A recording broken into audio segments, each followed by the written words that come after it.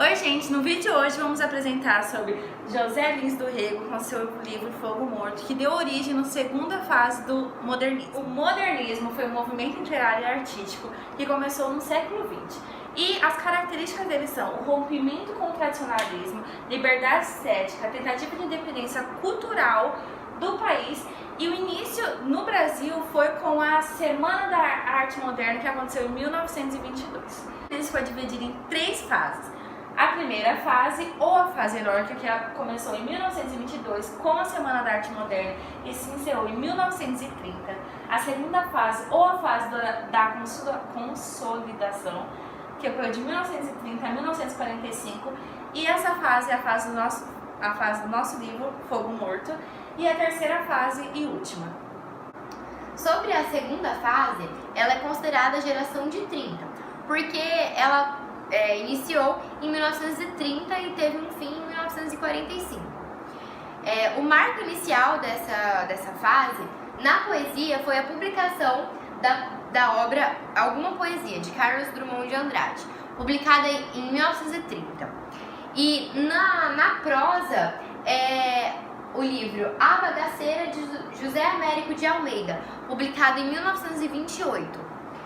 E a segunda fase é uma fase de consolidação, porque ela amadureceu e concretizou os valores modernos que, na verdade, a primeira fase propunha e não conseguiu consolidá-los. Mas a segunda fase, então, é considerada uma fase de consolidação por isso, porque ela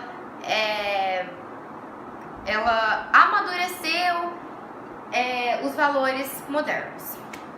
Sobre a prosa, as características dela, a prosa, da segunda fase, ela se distanciou da prosa da primeira fase, porque tinha outras características. Entre os tipos de prosa, a gente pode citar 3, que é a prosa neorrealista, que ela foi a mais importante entre elas, porque ela serviu como um tipo de denúncia social. Por exemplo, no livro Vidas Secas, do Graciliano Ramos, a miséria, a pobreza e a ignorância foram tratados na obra, e voltando para outras partes do Brasil, por exemplo, o Nordeste. E ela originou uma literatura inteiramente brasileira, com características do Brasil, denunciando problemas que aconteciam só aqui no Brasil.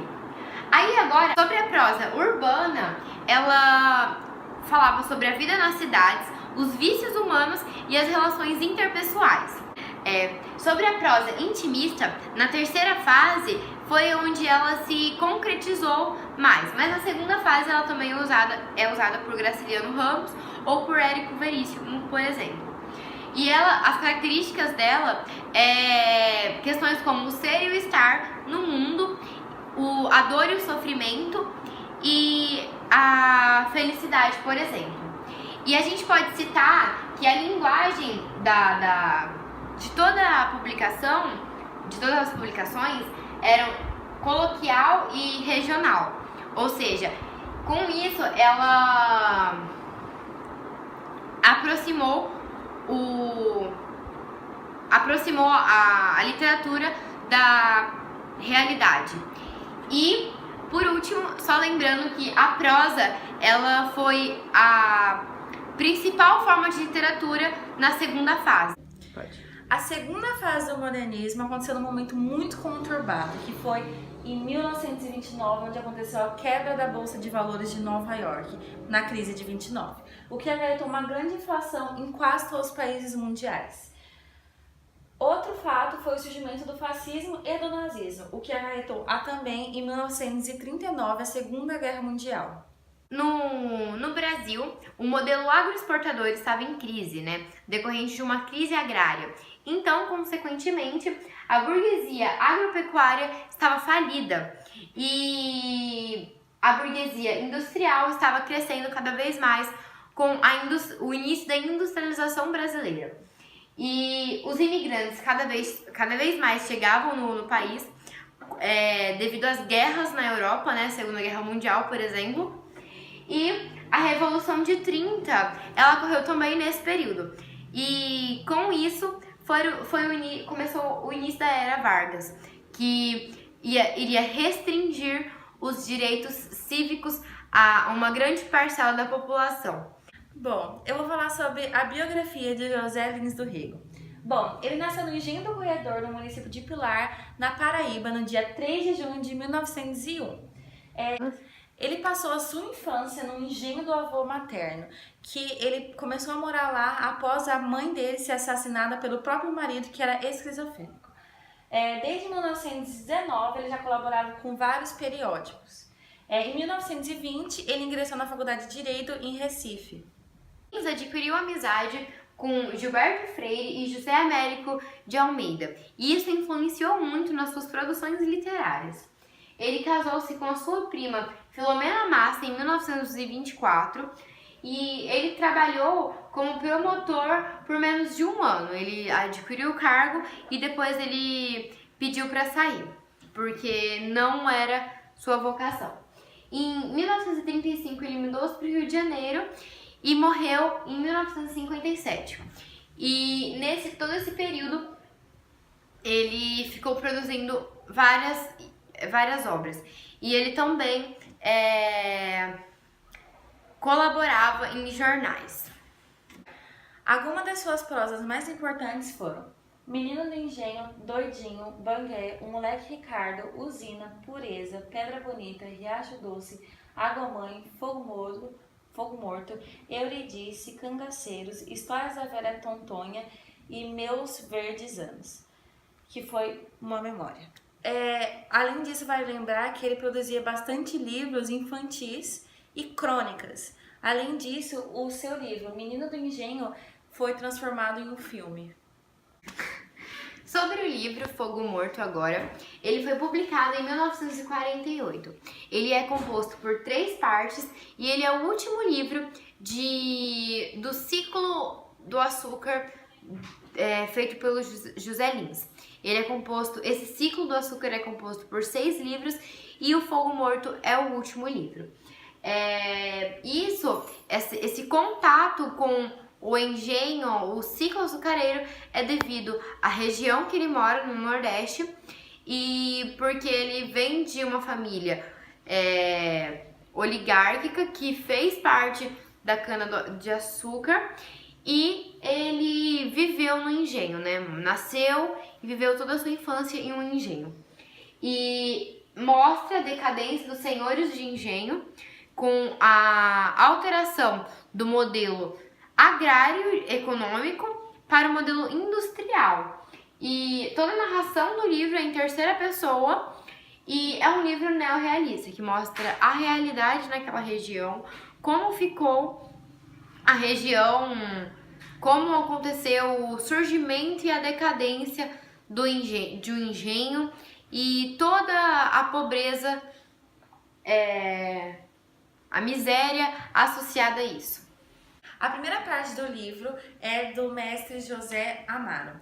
O próprio protagonista é o José Amaro, e lembrando que o livro é dividido em 3 partes e todas elas são interligadas.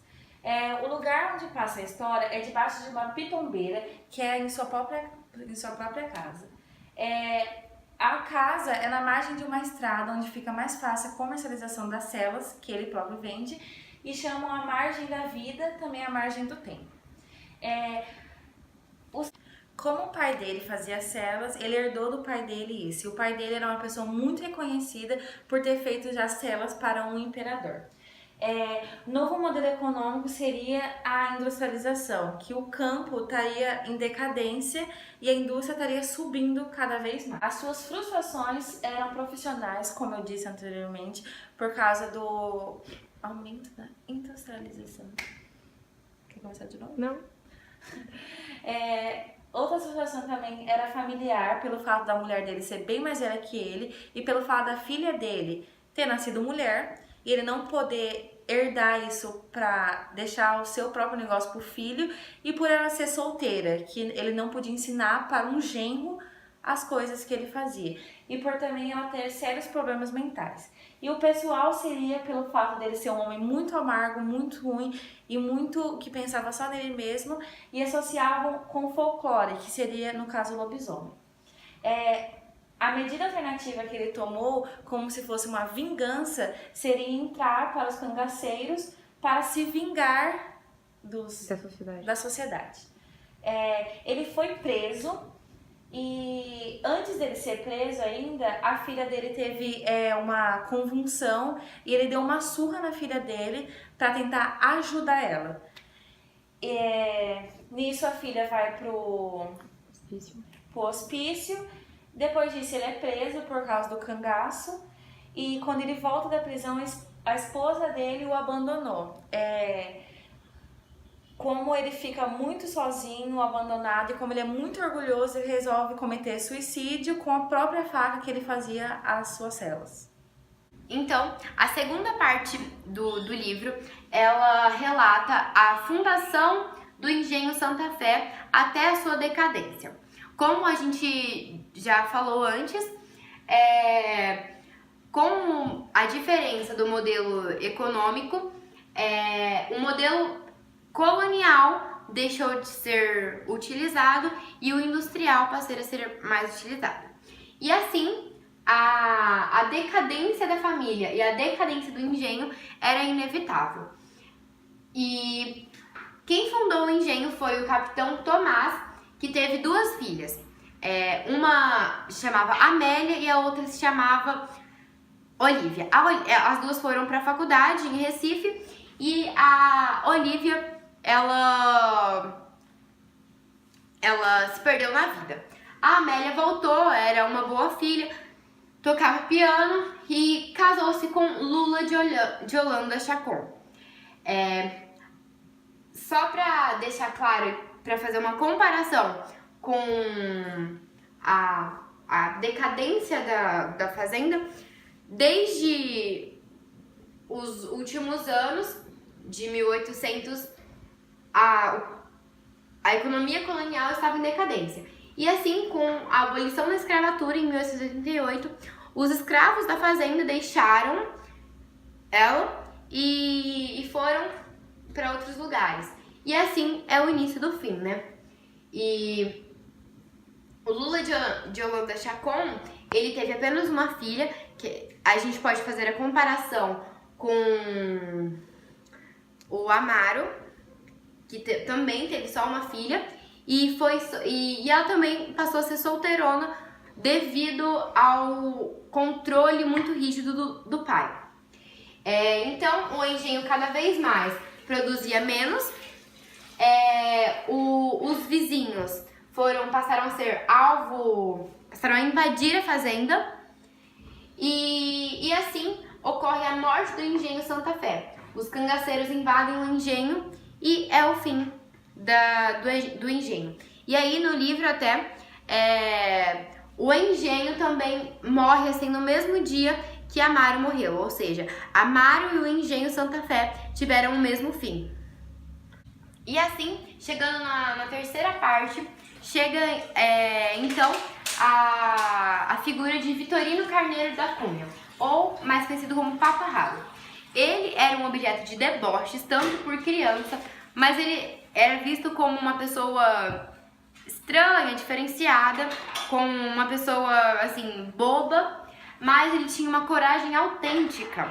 E isso deixa bem claro quando ele briga com policiais, é preso junto com Amaro, luta com cangaceiros para proteger o Engenho Santa Fé, e também ele escreve uma carta para o seu filho, que pertence à Marinha, e ele pede uma intercessão. Mesmo o filho falando pro seu pai, no caso o Vitorino, ir embora com ele, ir para a cidade e tudo mais, ele fala que não, porque o sertão precisa dele, as pessoas do sertão precisam dele, né, no caso. Ele é tido como um homem que, apesar de todas as suas dificuldades, ele não se deixa abater. Vitorino, ele é tido como lutador pela igualdade, justiça social, e ele é comparado até a Dom Quixote, como se ele fosse um herói. E só para concluirmos a ideia, fogo morto é tido como algo inativo, que não mais produz, ou seja, algo que fecha um ciclo. Então, o engenho ele entrou em fogo morto juntamente com um período colonial, ou seja, toda a história é vista em decadência, tudo é ficado para trás à margem do tempo. Tanto Amaro quanto o engenho, quanto os cangaceiros, como a escravatura, né? Ou seja, tudo isso, todo esse modelo econômico baseado na colônia, né, na economia agrária, é deixada para trás. E é isso. Obrigada, meninas! Bate aí. Terminou.